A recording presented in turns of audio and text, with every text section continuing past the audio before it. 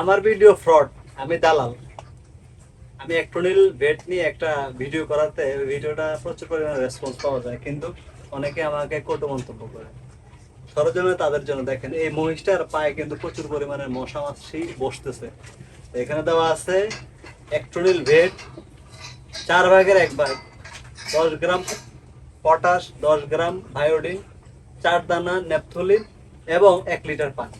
সাথে আপনার যদি একান্তই প্রয়োজন হয় আপনি কিছু তারপিন অয়েল ইউজ করতে পারেন। দেখেন এখানে আমি স্প্রে করতেছি এই যে মাছিগুলো বসা তাদের উপরে, এই সম্পূর্ণ মহিষটার শরীরে। আমাকে যারা দালাল বলেছেন তাদের জন্য সরজমিনে আমি ভিডিওটা তৈরি করতেছি।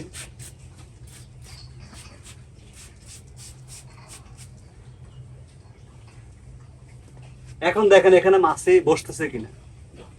তো ভাই, আপনার মুখ আছে বিদায় যে আপনি একজনকে তকমা লাগিয়ে দিবেন, খারাপ মন্তব্য করবেন, বিষয়টা কিন্তু এমন। আপনার খামারটা কি পরিমাণ পরিষ্কার পরিচ্ছন্ন আপনি রাখেন, আপনার শেডটাকে আপনি সপ্তাহে কতদিন ব্লিচিং পাউডার ব্যবহার করেন, আপনার ড্রেনটা যে শেডের যে ড্রেনটা আপনি বছরে কয়বার ব্রাশ করেন, আপনার চারপাশে কি পরিমাণ পুকুর ডোবাডাবি আছে, এই বিষয়গুলো মাথায় নিয়ে আপনাকে অন্য ভিডিওতে মন্তব্য করতে হবে।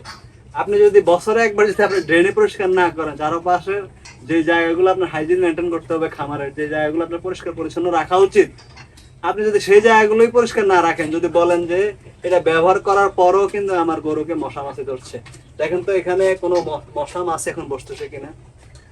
আর গবাদি পশুর স্বভাবগত একটা বৈশিষ্ট্য হচ্ছে মশার এখন সিজন, এখন গ্রীষ্মকালের শুরু, মশা মাছির এখন উপদ্রব বেশি, অন্য অন্য সময়ের তুলনায় এখন একটু বেশি বলবে, এটাই স্বাভাবিক। কিন্তু আপনি দিন 3বার 4বার যদি এটা স্প্রে করে রাখতে পারেন, কিছুটা হলেও তো আপনার গবাদি পশু পরিত্রাণ পাবে। অন্যের উপকার করতে না পারেন কিন্তু কাঠি মারার তো আপনার দরকার নেই। আমি কোনো মেডিসিন কোম্পানি থেকে কোনো কমিশন পাইনি বা কারো মেডিসিনকেও প্রমোট করতেছি না, আমার সরজমিনের অভিজ্ঞতা আমি আপনাদের কাছে শেয়ার করতে। এটা নিয়ে আমাকে খারাপ মন্তব্য করে আমাকে দমানো যাবে না। আর দেখেন তো আমাদের গবাদি পশুগুলো, আমাদের এই যে শেড, এই যে শেড দেখেন কি পরিমাণ শুকনা এবং ফ্রেশ। আপনি আপনার শেডটাকে এভাবে ক্লিন রাখেন, ফ্যান ইউজ করেন, চারপাশটা হাইজিন মেনটেন করেন, বায়োসিকিউরিটি মেনটেন করলে অন্য ভাইরাস জনিত অসুখ বিসুখ থেকে আপনার গবাদি পশু মুক্ত থাকবে। অন্যকে কটু মন্তব্য করার আগে জিনিসটা ভাববেন। ভালো থাকবেন। আশা করি যারা মন্তব্যগুলো করেছেন তারা জিনিসটা আজকে ভিডিওটা দেখে শুধরে নেবেন। আসসালামু আলাইকুম।